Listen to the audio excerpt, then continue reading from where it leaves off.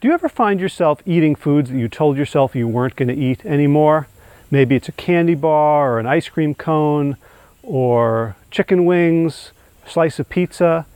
You'd made a decision that this is no longer part of your life for reasons of health, for other reasons, and all of a sudden you discover that you're eating it, or you look back and you say, boy, I don't know what happened. I just sort of binged. I went off my diet. I cheated, whatever you want to call it. But there wasn't like a moment when you made a conscious decision. It just sort of happened.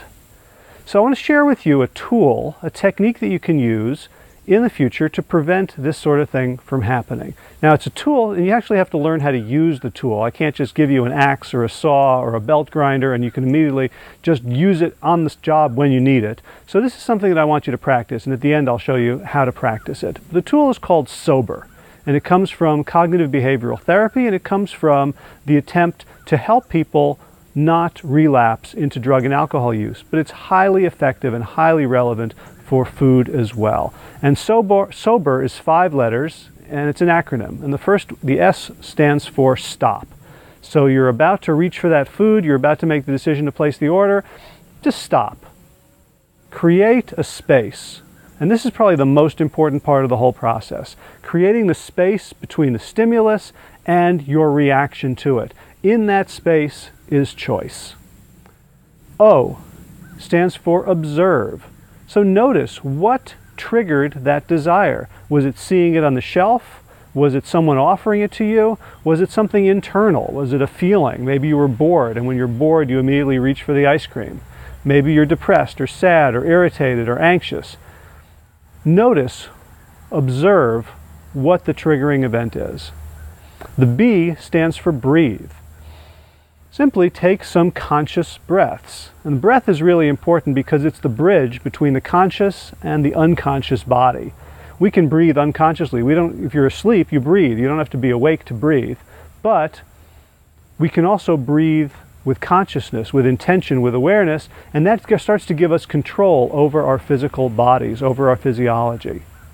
The E stands for expand. And now we're going to expand our awareness to the body and look for deeper things.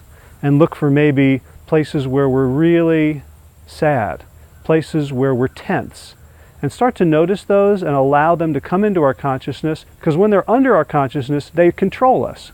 Like, you're sad, I don't feel sad, I didn't know I was tense, I just reached for the beer, I just reached for the candy bar, I just reached for the pizza. Once we start to notice it, they lose their control over us. And the R stands for respond. At this point, we've taken the time, we've stopped, we've observed what's going on, we've taken control back of our physiology through breathing, we've expanded our awareness to take in the full context, internal and external. Now we get to make a choice. And you might choose to have the candy bar, to have the pizza, to have the beer, and you might choose not to. But it's in that moment of choice that our power lies. And having the ability to respond rather than react is key.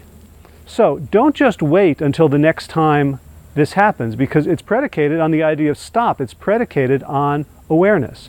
So let's start by practicing before you need it.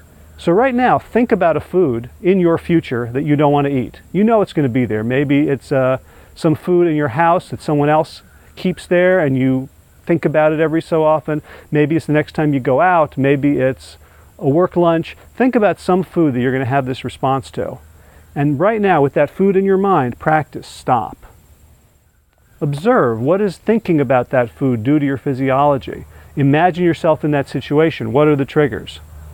Breathe. Take a couple of nice, gentle breaths. The focus should be on breathing that feels good. Generally, when we start paying attention to our breathing, we slow it down and deepen it because that feels better. Now expand the awareness. What else is going on around that trigger, around that food that we want to have and that we don't want to have?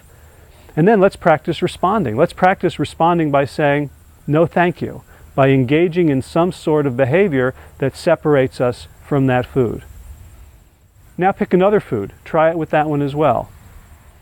Next time you're in a situation where you know you're going to be tempted, pre-practice this technique. Practice sober so that when you actually do get tempted, the S, the stop, becomes automatic and everything else follows from there.